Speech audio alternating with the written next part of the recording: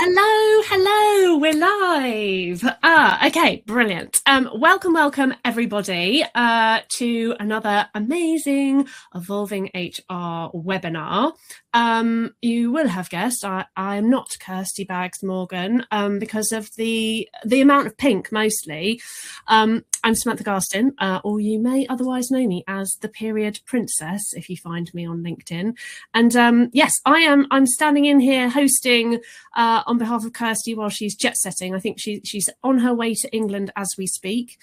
So yes, I am joined by the lovely Kirsty Birch and Abby and potentially Nadia, but she might have a few technical problems with her internet. Well, they've had a bit of a power outage, haven't they? So we are going to crack on and she might join us later. I am going to hand over to you guys to introduce yourselves. At least I keep talking or introduce you wrongly. I'll let Abby go first, considering you start with an A and I start with a K and we have the same surname. Alphabetical order. First of all, just as a small point, Kirsty and I are not related. We're not married. We are just two independent birches. I'm Abby. My brain did a weird thing. I was like, Kirsty Birch and Abby. It is Birch, isn't it? But that's Kirsty's name. And I was like getting all in my head. And then I was like, is it double Birch? It's double Birch. Double Birch. Anyway, carry on, Abby. It always makes me laugh when we comment on LinkedIn posts one after the other. Sometimes in the morning, it's like the two Birches are coming out to play. That's in force. But, I'm Abby Birch, and I am a financial wellbeing and money expert, and I support organisations with financial education and training and money coaching within their organisation to support financial wellbeing and therefore overall wellbeing, of which finances are one of the core pillars of overall wellbeing. And I come at it from a neurodivergent specialist angle as well. So I'm ADHD, and that forms quite a large part of my work now as well, is that ensuring that wellbeing and financial wellbeing is designed with everybody and as inclusive as possible. I think that's where we've got to be in today's world, haven't we?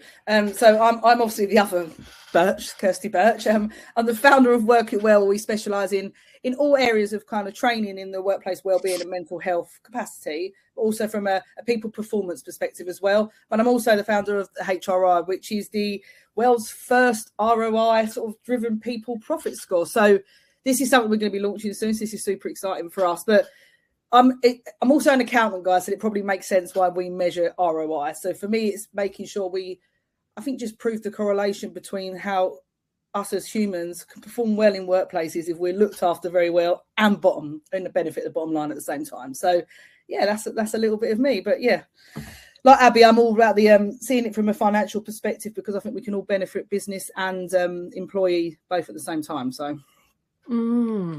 Oh, we've got a good mix today. I didn't say, as well as being the period princess, I don't just float around talking about periods. I actually do work things. Well, we didn't want to say, Sam, to be fair.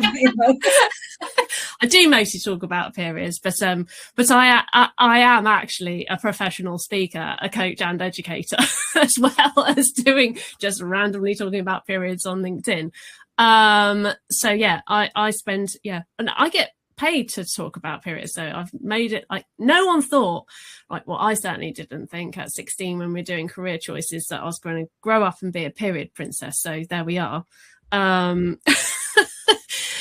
So today we are talking about well-being whitewashing, especially within organizations. So let's start with our first point.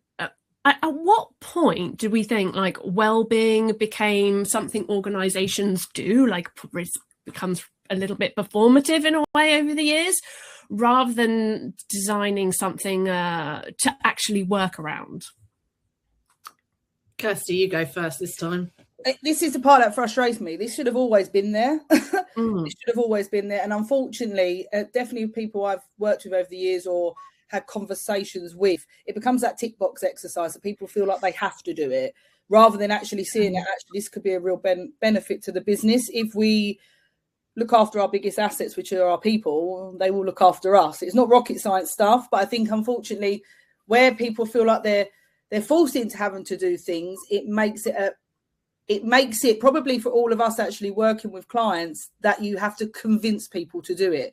And it shouldn't be a convincing exercise. This should just be standard practice. Just like we have, people that make a priority looking after your physical health, our mental health is just as important. And if you are not feeling great at work, I can guarantee now you're not going to perform very well at work. So I think it's just one of those things. It's obviously a massive trending thing that's come up. People feel like they have to jump on the bandwagon. I've noticed that if they don't do this, then it doesn't make them attractive as a company.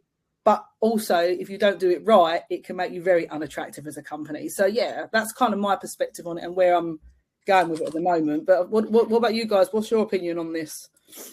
I agree completely, Kirsty. But what I think as well has happened is, as well as losing that personal touch, like you say, is that we've now moved to a solution-based kind of model rather than what do our people actually need? What do they want? What's actually going to help them and motivate them and engage them? So rather than actually asking our people, how can we support you with your well-being, there is a one size, one and done tick box, like you said, Kirsty, approach to it. And a lot of the providers, I'm just thinking like from a financial point of view, like the discount schemes or your pension provider, they're then bolted on something that they, as a one size fits all. And I think that isn't necessarily helpful in, does that help your employees? Does that help us improve well-being?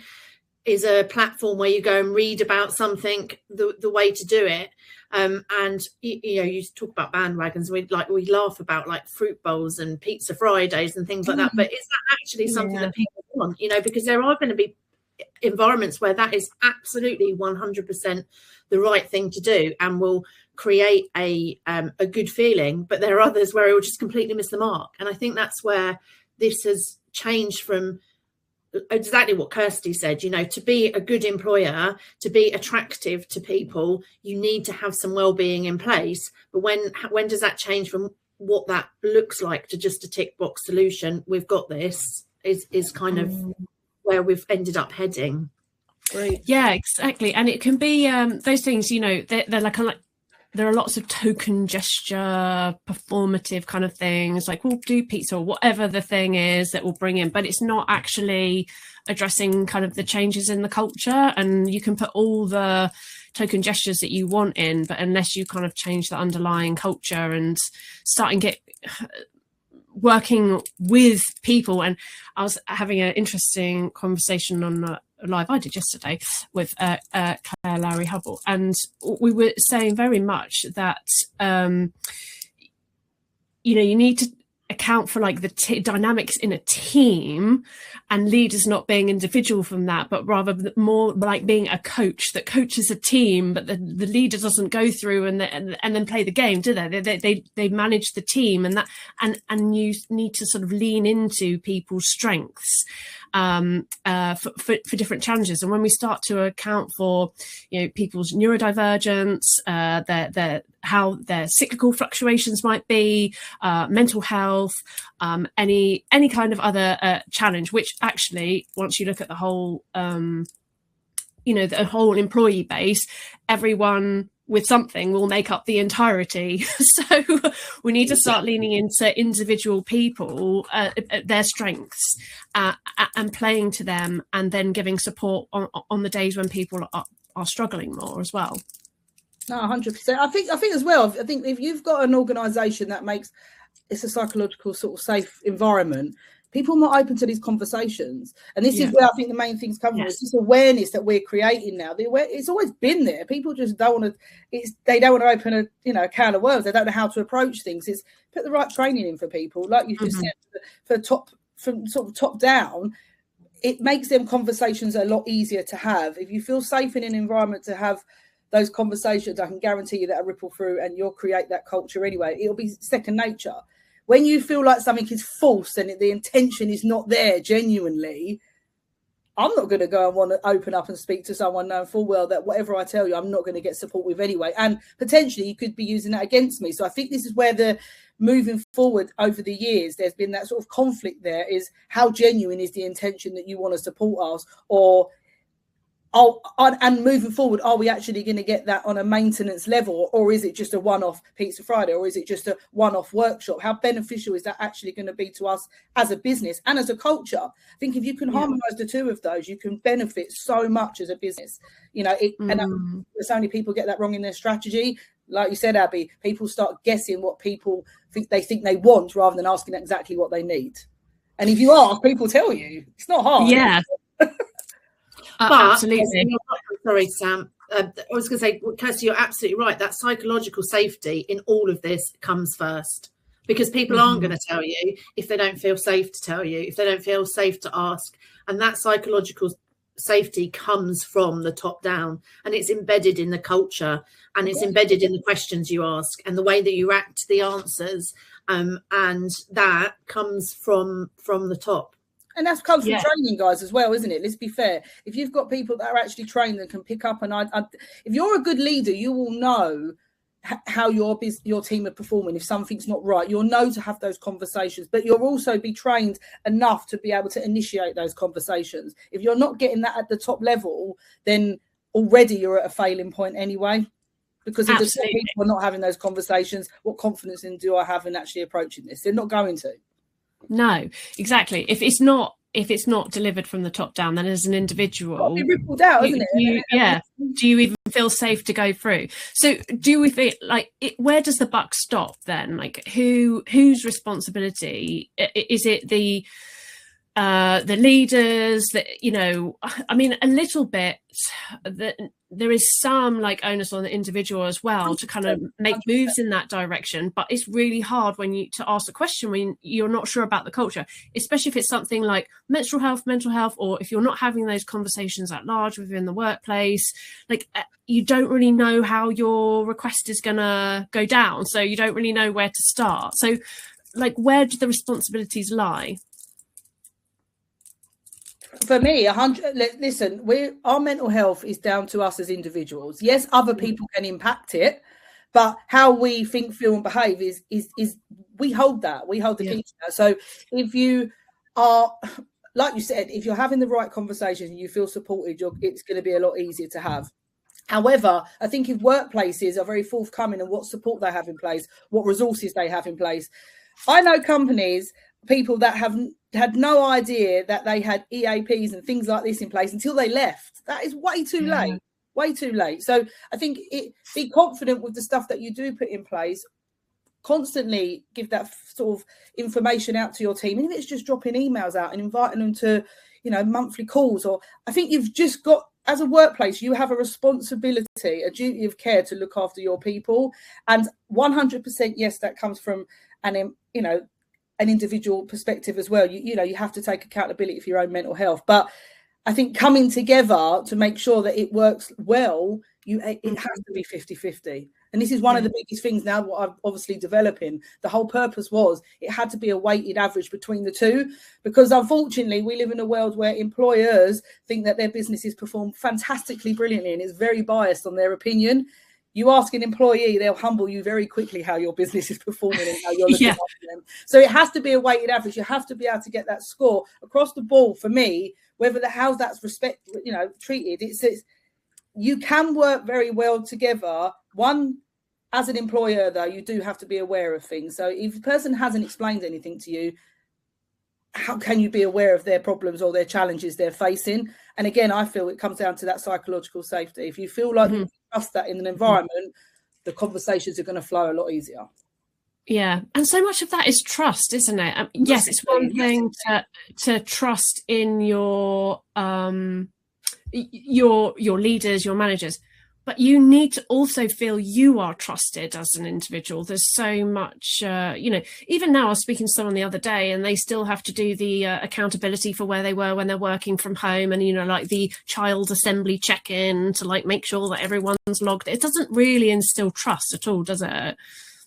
It's not really where we are in today's environment either, I don't think. I think that just kind of speaks volumes itself. And this is why I feel like as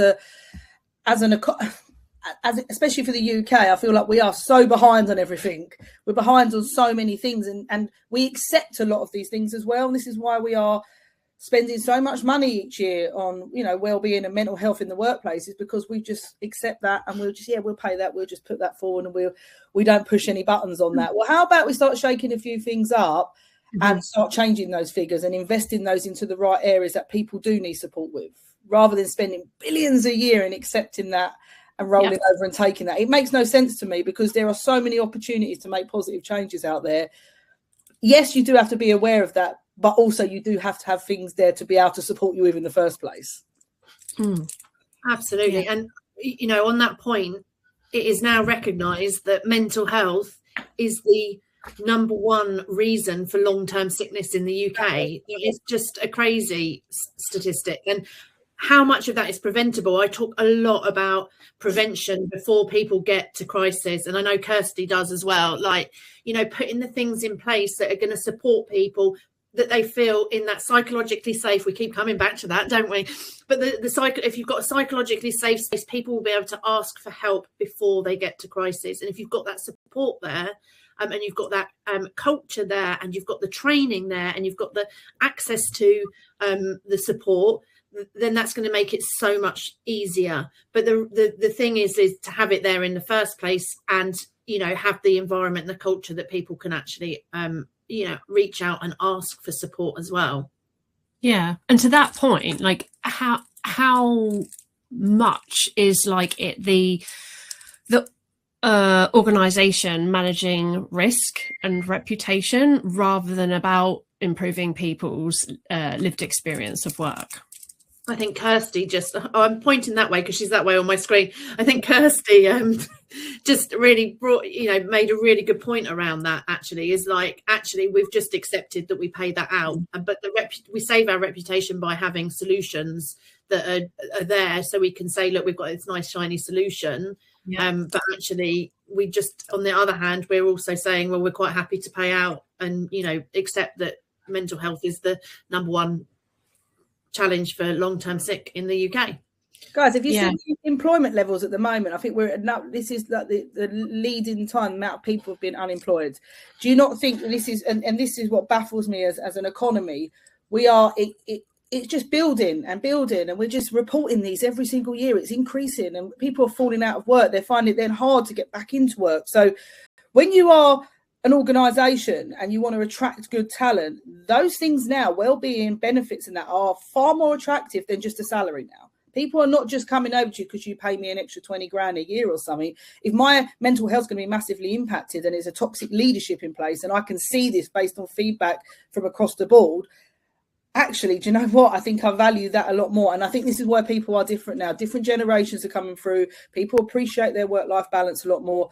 I've definitely taken something on board from the younger generation coming over as a positive now, because many moons ago, I'd work myself until I was burning out, which was no good for me, no good for my family. But actually, was I as productive? I might have thought I was being productive. I can guarantee you now, I wasn't giving my best self to my clients. It just wasn't happening. Whereas now I can cut,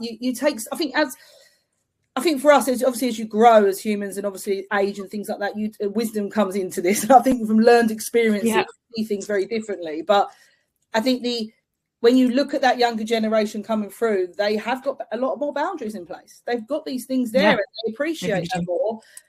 As an organisation, I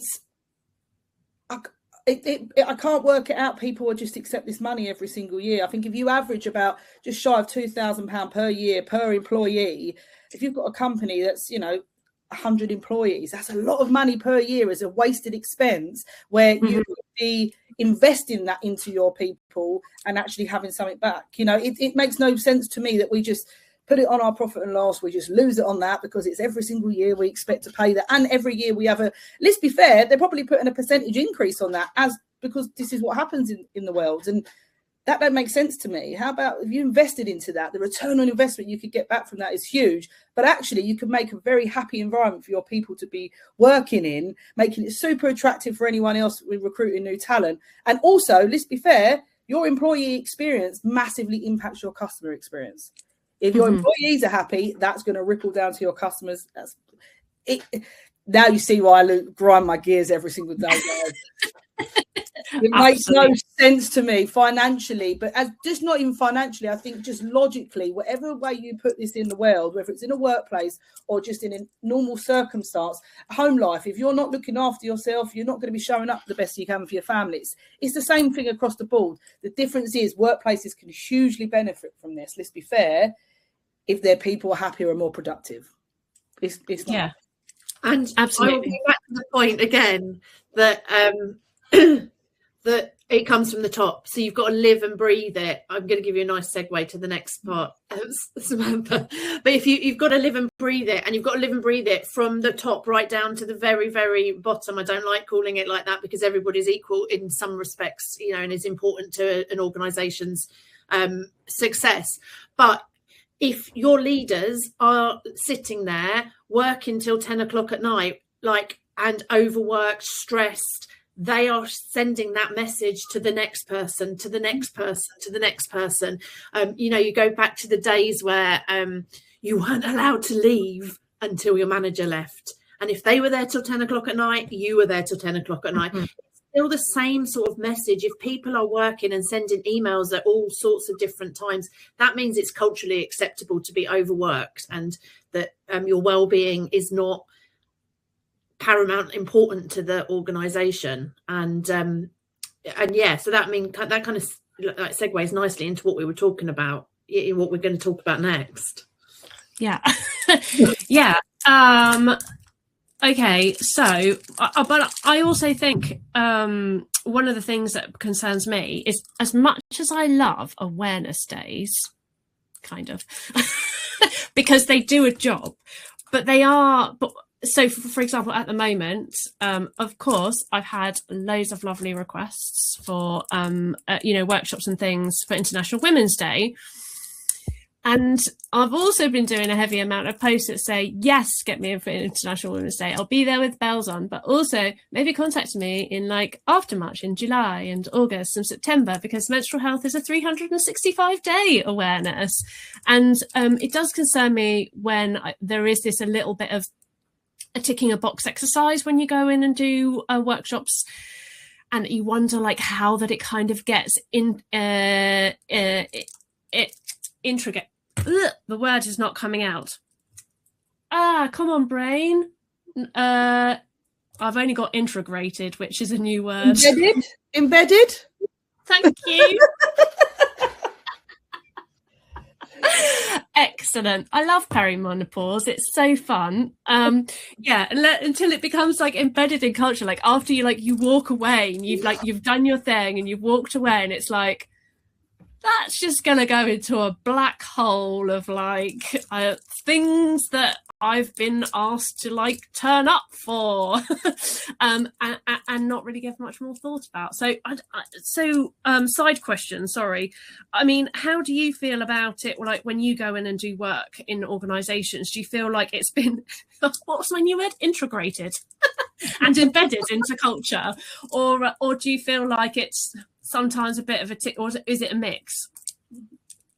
Personally, for me, I've had a mix, but you can kind of tell very quickly if people are actually genuine or not, and you can call people BS, let's be fair. So it's one of those, how I look at it now is when I go in there, I just make maximum impact. So if I can leave that room better than I found it, and leave an impression so people take something away, I've done something better than what they had, and the day before. So I have to try and look at it, because like you said, it does have a place. Without those, it would be even harder to talk about. So there's opportunity to bring things up. However, do I believe that companies go ahead and maintain this? Not all the time, and that's proven by what we're talking about now. Hence why when I am creating what I'm creating, it's this has to be a continuous thing. And unfortunately, guys, I didn't want to ever have to be talking about money when it came down to well-being and mental health in the workplace, because it felt it didn't sit well with me to do that. I never went into this space for it. I came out of accountancy to come away from the numbers. But actually, we're looking back at it now, and how it benefits me at this precise moment is it gets me into a room to have conversation. So yes, I have to talk about the money. Yes, I have to show let's be fair, boards and, up top, exactly how it impacts the business. But if that's an opportunity to get in and actually make a difference with people in the workplace environment, then I'll take that all day long, because otherwise, what's the alternative? I sit there and do nothing. There's many people that I can impact. So it has, like you said, it does have a bit of both to play. It's lovely when you work with people that genuinely are bought into this, because you know that what you're taking away from that, they're going to continue to work on and enhance on that as well. So there's many companies I've worked with now where I've gone back 2, 3, 4 years on a trot now, and it's really good because they welcome you back. They're willing. They're taking on board what you said, but they're obviously, like you said, building that bank of resources. And as a culture, you can just feel it. It's so different compared to people that are just one-offs and they're tick boxing and getting people in. Yeah, it's great for us. We get an income from it, but it's also a little bit disheartening when you leave a room and you know that they're probably not going to continue that practice after. Yeah, it's exactly what you said. If you've made leave the room better than you found it. And I always get like one or two, like people that have specifically emailed and reached out after, that want to say thank you and what a difference it's made. I'm like, well, it was worth it for those two people that really felt it and needed it. But yeah, I mean, sometimes you're right, you can feel it when it is a bit tick boxy and you sort of walk away and it's like, oh, okay, I think that was just a bit about them saying well, we've done all this stuff for our employees, so we're fine, we've got great culture. Let's be fair, it takes more than one attempt to get people to talk, get people to open up. So this is the bit that's a bit this is why, and it's not us just continuously selling into companies, you need to do this for your workplace so that we get work from it. It's more about, I can guarantee you now, it will take you, it's why you ask someone how they're doing and they answer fine, you ask them more than once, because it takes that more time for them to feel comfortable and have that conversation with you. Exactly the same wellness days. Yes, it's created a conversation on that day, but if it's not continued, the people haven't spoken up that day, then they're probably not going to until the following year, which is no great, is it? So no. I do agree, and with the whole in an ideal world, it wouldn't be a need for talking about ROI when we're talking about well-being, because it would, it is obvious. I can only think of the figures funnily enough, for financial well-being, but there is a huge amount of money, like Kirsty said, and the return is massive. And £5 for every £1 spent, that should be enough to make everybody sit up and think, oh, what can I do about this to get my £4 return back? But the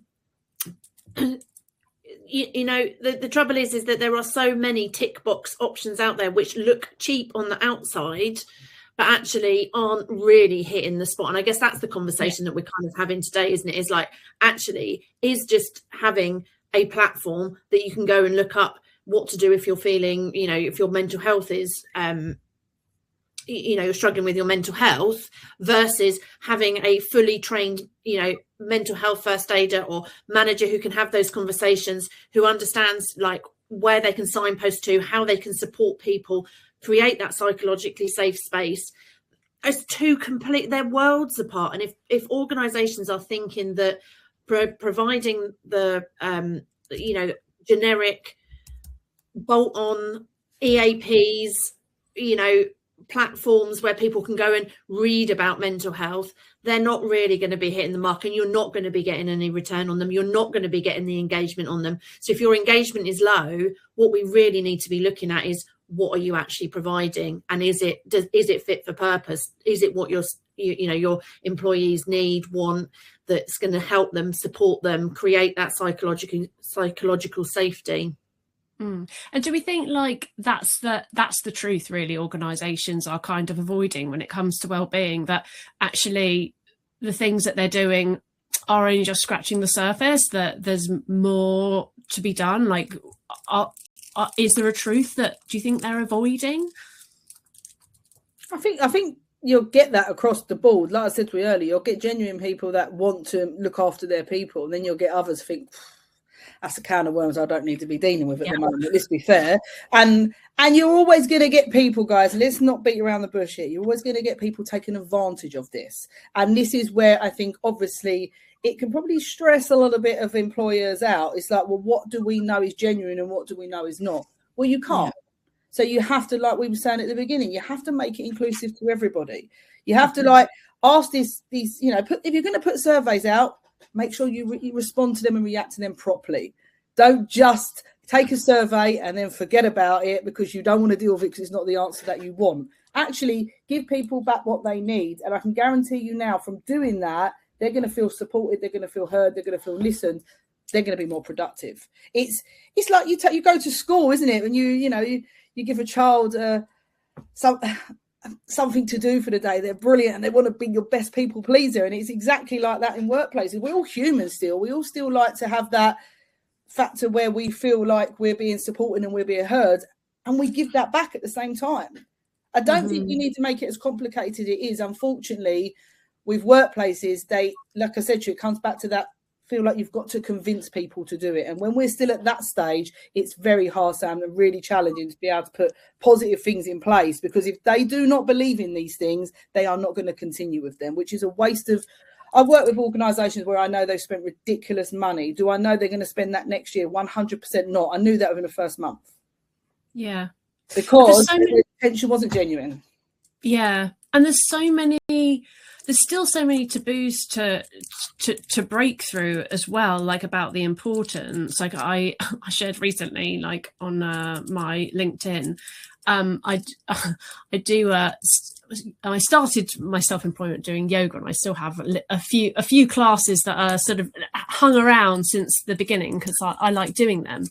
And I do this chair yoga classes for a local church, and the organizer came. It was a new organizer, and I didn't realize, but the old organizer had been paying me from her personal bank account because the treasurer didn't want Menstrual Wise, my business name, to go through the books, and felt very uncomfortable. So they were asking if I could somehow rejig my invoice or be paid in cash. And I was like, what?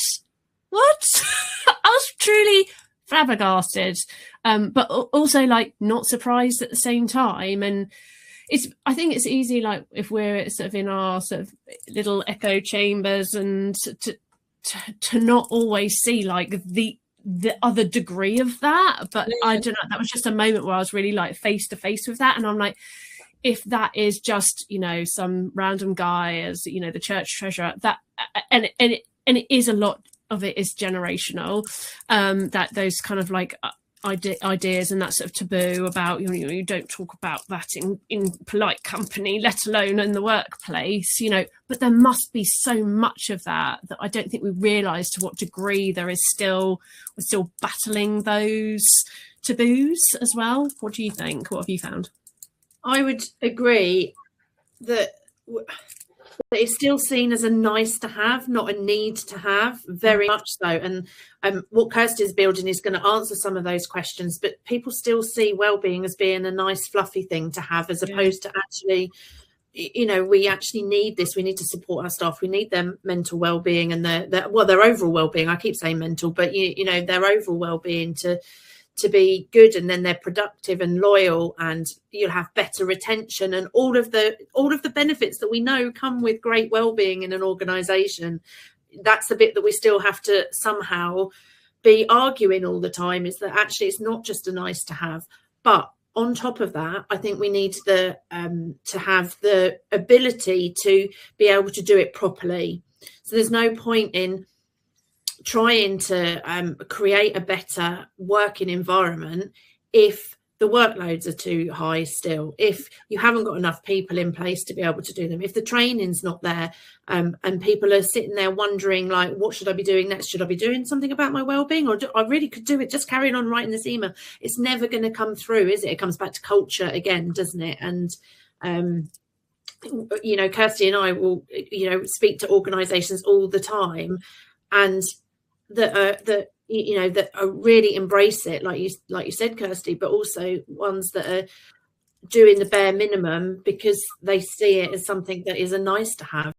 But also that what comes with that is there's the legal side of it. So there's always priorities that are legal. You know, we're coming into, you know, with all the changes that are coming into the employment law, they are going to take up a lot of people's headspace. and well-being is suddenly pushed to the one side. And that's what happens, is there's always another priority that seems to come along, and well-being gets pushed to the side.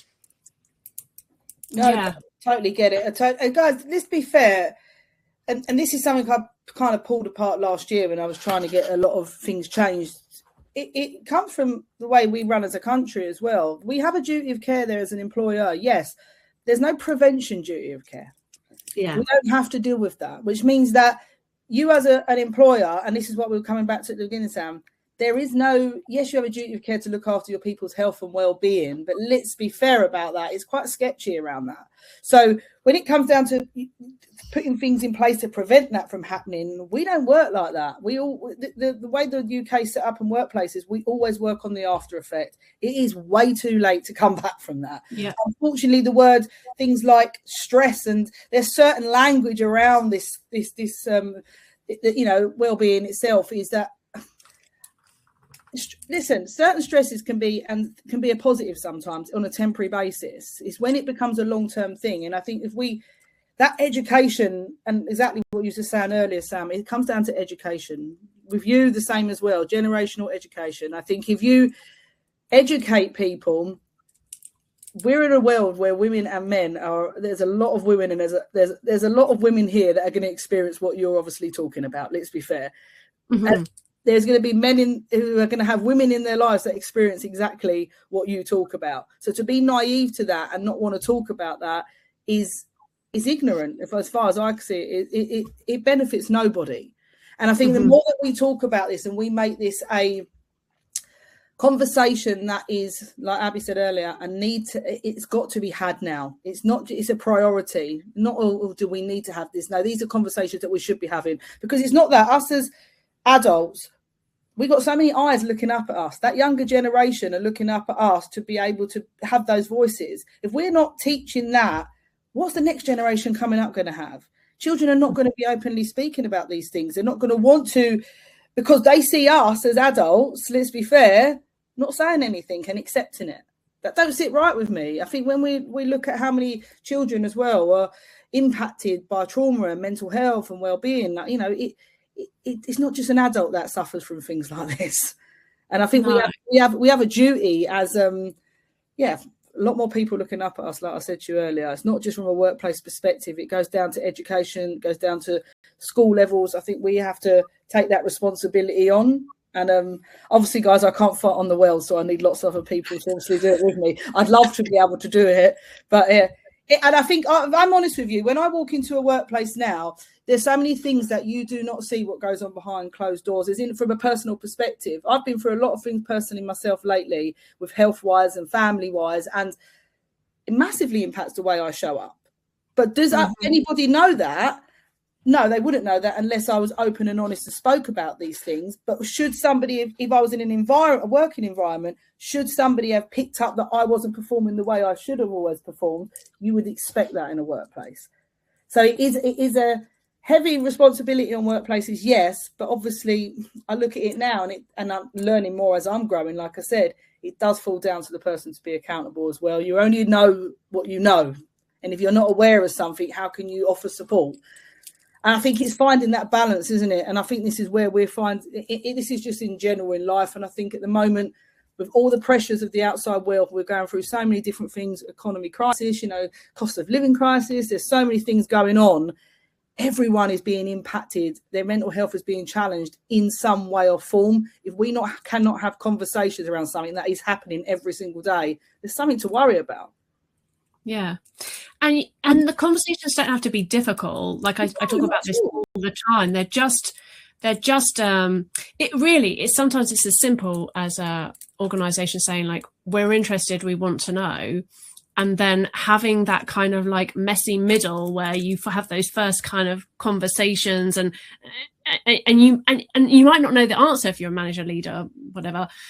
It's okay not to have the answer. I think we kind of get really stuck in having to have the answer that if you're in a leadership position, managerial position, that you need to have the answers, but it's not true. Like, you just need to be like a page ahead and just be leaning with a little curiosity and just be like, I'm not sure, but we can figure it out together. And that is what having a team is, right?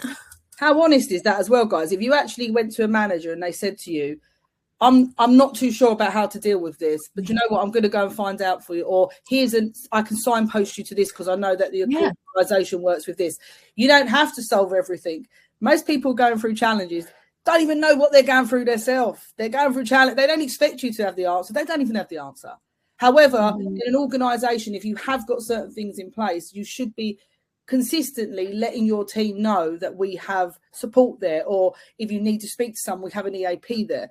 Like I said, I've known people that have left companies who have gone off with workplace stress, had no idea they had access to EAPs until the point they're coming back from occupational health. That is way too late. You could have prevented 10 weeks of sick pay just by offering them some kind of support, knowing full well they could have had 3 or 4 sessions with a therapist, for instance, because that was part of their EAP.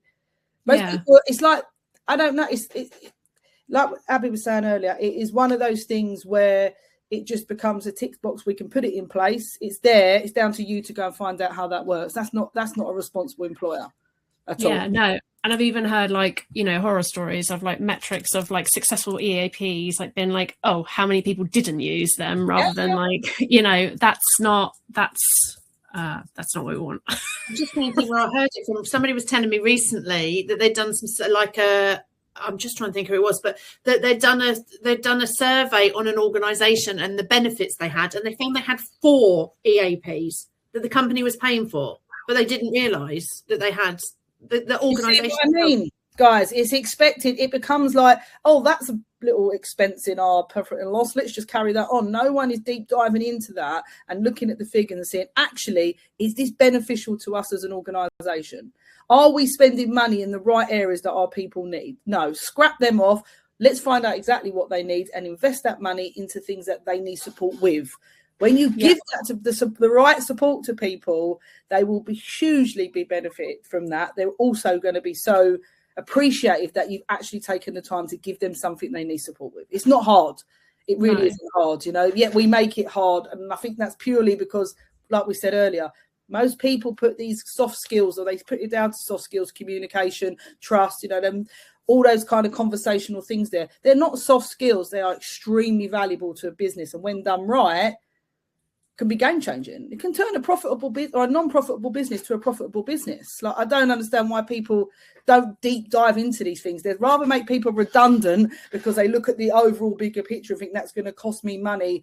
The government to put up national insurance. Let's make people redundant now. Hold on a minute. Let's sit down and actually look at what we've got here. And let's look at all the things that cost us as a business. Absenteeism rates. How much is presenteeism costing us? What's going on here? Actually, we might not need to make any cuts. We could just actually look after our people better and they'd be more productive. And Kirsty, you mentioned earlier about unemployment being high. We all know that the economy is cyclical, and at some point it will flip, and you will be, organisations will be struggling to employ people because there's not enough labour force out there wanting the jobs. And then you've got to stand above everybody else, because otherwise you're not going to be able to attract talent. And, if you get that in place now, whilst you've got a choice of people that you can employ, then actually that's going to serve you really, really well when that starts flipping back over again. And I think one of the things that, I think about is, if you ask anybody on the street, do you know of an organisation or company that you would like to go and work for because they've got great benefits? People will be able to name companies. 100%. They will be able to tell you, there are companies out there that have got really good reputations and people aspire to work for them. Yeah. You want people to be your biggest ambassadors, don't you? Not the ones throwing you under a bus. You want them to say, I've heard, even the good thing is, guys, when something is good, even if you've never worked there, you will still recommend that company because of the positive feedback you've had. Yeah. That's volumes. So how, from your perspectives,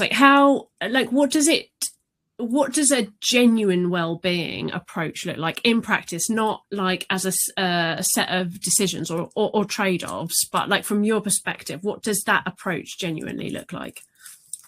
I think Kirsty covered it just now. I think when a company genuinely cares about their people and like wants them, you know, our relationship with employers has changed dramatically over the last, you know, decades. You know, it used to be transactional. You went to work, you expected to leave everything at the door, come in, do your time, you get paid for that. That whole relationship has changed completely, and people expect so much more from their employers and so much more support.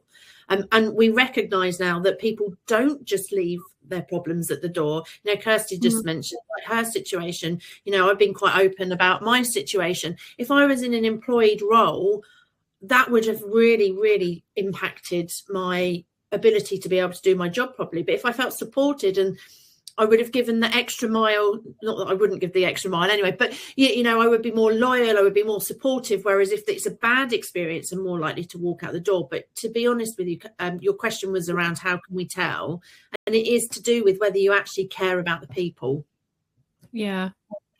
Yeah. And I just, you know, I always come back to the word curiosity as well. I just think it's like, it must be so overwhelming being like a leader or a manager, and you like jump on LinkedIn and there's like 1,000 posts telling you how to do or what to do, or, you know, how to do your job better. But I think if you always come back to just being a human and being a little curious about like how you can genuinely make someone's day a bit, you know, easier to manage, and rather than programs or blanket approaches to things, because one size does not fit all, as we well know, and just being really curious about your team and putting the time in to understand people and what individuals need, and then responding to that and utilizing that as a team together.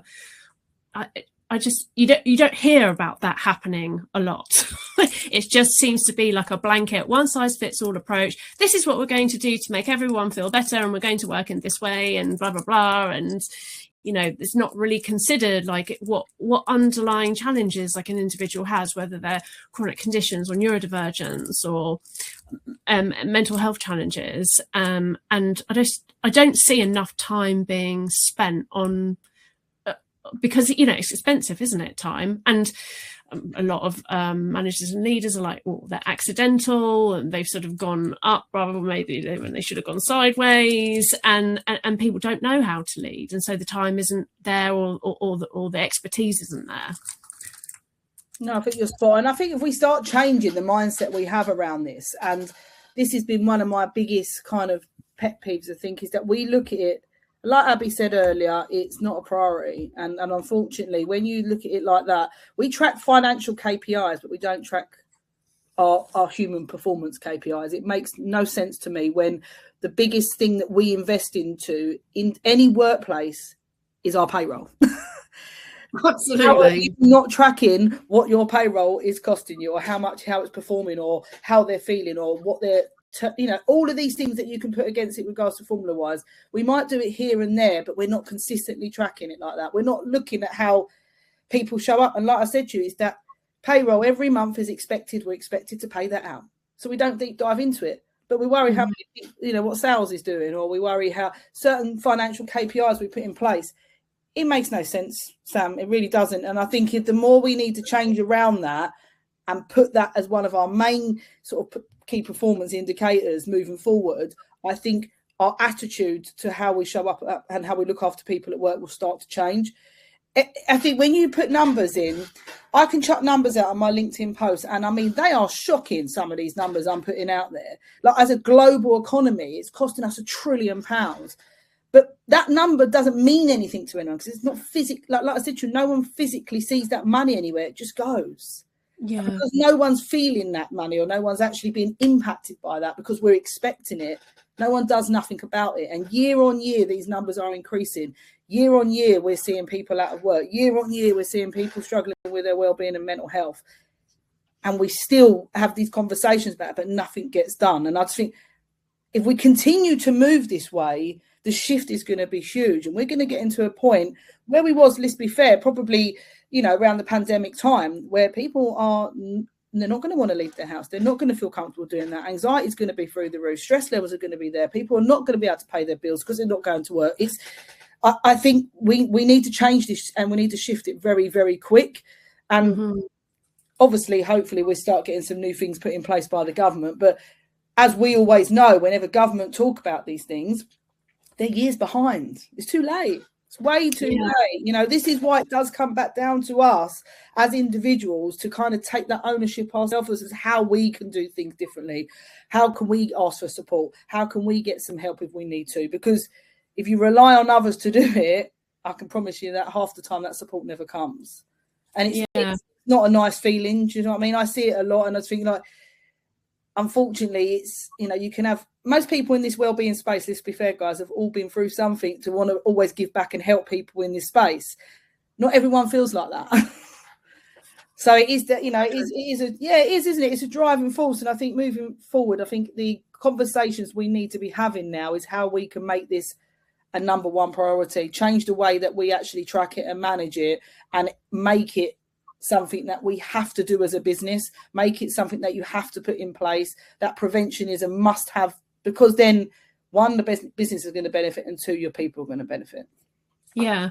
And I do think it's going to be a clash of generations at some point. I do think the younger generation, like Gen Alpha, I don't know where we've got to anymore, but I don't know, younger people. There is going to be a clash, because, you know, there's been like studies about, you know, or statistics that I've read about younger generations taking lower paid jobs to have better benefits and flexibility around their working.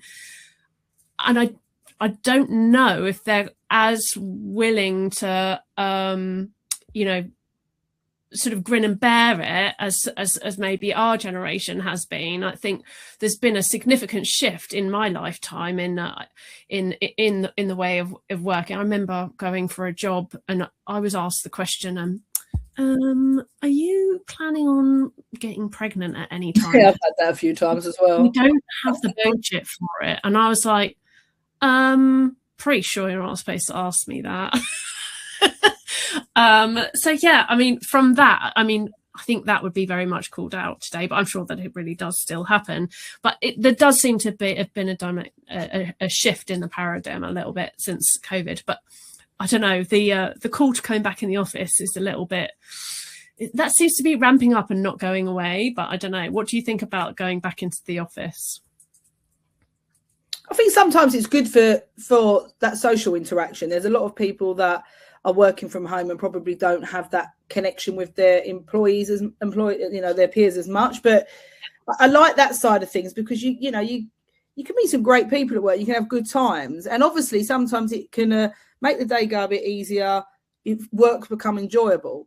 But then there's also that pressure as well, where people have got used to having that space, like we were saying earlier. People are enjoying that, and are they more productive? They may well be, if they're not being distracted at work. So it's a fine balance, and I think it depends on the individual as well. Like Abby said at the beginning, is making sure it's included. Everybody is included in that decision, and not just. And this is where I think we're going to come up against issues now, is that you try and get everyone back in the workplace, and everybody's got different needs. It's not going to happen. It is met with so much, and yet you could have some great people working for you.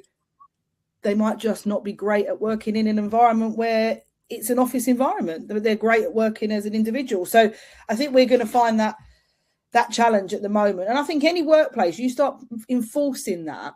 It's like any environment you walk into, when there's a toxic workplace or something's going on where people are not happy, you can feel that. It's like any energy, you feel that energy. You start enforcing that. I think this is where we're going to find that you're losing talent. And then they're going to skip to people that do offer that. Mm-hmm.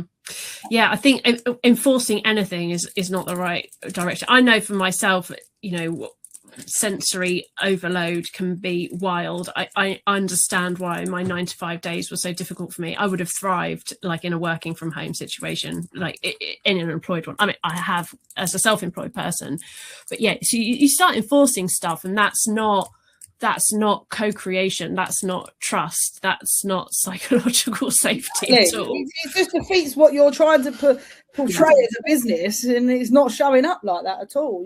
I think us as millennials as well, guys, I think we were born, for definitely me, that era was definitely all about, it's people pleasing. Yes, we'll do it. We'll do everything. This generation now, it's no, we have boundaries here. Yeah. You know, it works for us. You think I'm a millennial? Yeah. Well, listen, I'm throwing around the compliments here, Abby, okay? I'm a millennial elder. I think that generation. No, I'm not. I'm Gen X. I'm like, I'm up. But it's this generation above. I think we just had a different approach. We worked really hard because it was always put into us that you have to work really hard to get anything in life. I think we was always told that. Today's world now is all about working smarter and not harder. So it's a different flip as to how they work. Doesn't mean that they're any that they perform any worse or any better. I think it's just it works best now. And I think companies have taken on that approach. They've adapted to that, and they're offering different people different options. And I think when you can be offering different options, that makes you a lot more appealing to people looking for work. Any recruiter will tell you that. I agree, and it's about meeting a range of needs now, not just the business's needs, isn't it? And which is what it would have been historically. Certainly when I started work, when people still smoked in the office, that's how long ago I started work. But it's meeting a range of different needs and understanding, like we've just joked about, thanks Kirsty for saying I'm a millennial. But, we do have different, even generationally, we have different needs and different expectations. And, taking it back to the mental health conversation, the older generation, my generation, and above that are much less likely to feel that psychological safety, to be able to have those conversations, even if you make the best psychologically safe environment in the world.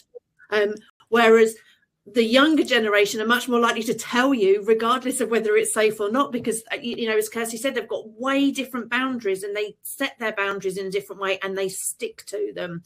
And that's not a bad thing. I think it's just a different way of, working. And obviously, as the older generations move out of the workplace, this is going to become the new norm. And when that happens, people are going to expect well-being to be something that is embedded. I was going to say ingrained, but embedded in your culture. The word I wanted, ingrained. They will smell BS an absolute mile off. And if it's not in your culture and it's not something you live, breathe, and you want to invest in, people will walk and they will go and find somewhere else that does live and breathe it. And you can see it like when I get which is often now, it's not as often as it was when I get trolled on my posts for talking about things about menstrual health. I was a post that I did on endometriosis a while ago, and someone wrote, "Oh, put your good big curl pants on, take some paracetamol, childbirth is worse." And I was like, "Oof." And from another woman, and it makes me sad for two reasons. One, that is just clearly a person that has grown up either in an age or an environment where being able to express pain, your pain and discomfort, was frowned upon. You didn't want to bother anyone. You just had to grin and bear it, and don't rock the boat, and all those kinds of generational thoughts, or that kind of generational thought being sort of imprinted, and because it also compounds that sort of shame and taboo. But I do think going forward, organisations do really need to think about how they're going to adjust the workforce for younger people coming in. And I think in terms of what's the one thing that organisations can shift now, it's really preparing for that, because there's gonna be that clash. I don't know. What do you think? If there's one thing that organisations need to do now to kind of account for well-being, make that impactful, where do you think it stands? I think don't be afraid to have conversations. Massively thing there. You'll gain so much awareness just from having a conversation. I think if we need to understand that our people are important, their opinions matter, and how they feel comfortable working in workplaces, we need to be adapting to that. And I'm not saying that they rule the roost, but I mean, let's be fair, they're having to work in that environment. We spend more time, guys, in a workplace environment than we probably do anything else. Yeah. So surely you need to make sure that that environment is one that you want people to be a part of. If they want to be a part of it, they're going to less likely take, absence days. They're less likely going to be taking sick days. They're less likely going to be not performing at work. They're going to be working hard for you. So make it an environment that people want to be part of, and have those conversations, and don't be afraid to do that. Even if it's a negative feedback you get, it's feedback, which means you've got an opportunity to change something. Yeah, it's just information. It doesn't have to be good or bad. It's just information. Oh, when people say to me, it's negative feedback, brilliant. That's something that you can positively change then. Don't look at it as a threat or something that's going to ruin anything. No, I'd rather have a negative feedback than not have no feedback at all. Yeah. And also, one thing that I see really regularly, which, again, the figures really back this up, is there is a real disparity between what the top level think and what is actually happening, with your worker bees. And so don't assume anything. And go, as Kirsty said, I'm saying that way because she's that side of my screen again. But as Kirsty said, go and ask your people what they actually want and need. Do not assume anything. And there is a massive, massive gap between what leaders think people need and what they actually do. Huge, guys. I've built a whole SaaS product on this now for that reason, because of the fact that there is a huge gap. And like I said to you, your employees will humble you like no tomorrow. So instead of thinking you're performing very well up here because no one, let's be fair, has kind of got the balls to go and tell you you're not, make it anonymized. And I'm telling you now, you'll get a very different feedback. But the good thing is you've got something to work from. And then most importantly, and this is where people are failing to do this, measure it. Measure everything. Use that data wisely, because the data talks volumes. It really does. Yeah, absolutely. Don't treat people how you want to be treated. Treat them as they want to be treated. And I think if we start doing that, just a little curiosity in a conversation, and that can have the hugest impact. I'm just a non-judgmentalness. Ask the questions, but don't judge the answers. Yeah, absolutely. Just kind of like be open to the whatever may come, and work together. Yeah, just listen. That's it. Yeah. So I'm aware of our time. Is there any last things either of you sort of wanted to say before we wrap up? No, I think listen, guys, there's going to be opportunities where you can have these wellbeing days and things, and we're not telling you not to do that. What we're saying to you after is just make sure you continue those efforts after. They're an opportunity to start a conversation. So use them wisely, start the conversation, and then moving forward, just dip back into these subjects every now and then. Because like Sam said, menopause, for instance, doesn't happen once a year, does it? It's continuous for people. So have conversations about it regularly. The more you talk about these things, the more there's reduced stigma around it. It means more conversations will happen. They will flow naturally then. So that's kind of big on that. Like, the more conversations you have, the less stigma there is, the more likely people are likely to ask for help. Yeah. Amazing, everyone. That was brilliant. We did miss Nadia, but I think she must have got not had her internet put back on, so we'll have to join her for another time. But yes, thanks for chatting with me, and for everyone for being here. I hope everyone who tuned in enjoyed. I did not click the chat open, so hi Dahlia, hi Kirsty. A bit late, but there we are. But that's all from us. I know Kirsty's gonna drop links and things in if you want to find out more about Abby, Kirsty, or myself. We are all prevalent on LinkedIn, so yeah, see you over there. Thank you very much. Bye, everyone. Take care. Bye-bye. Bye, everyone.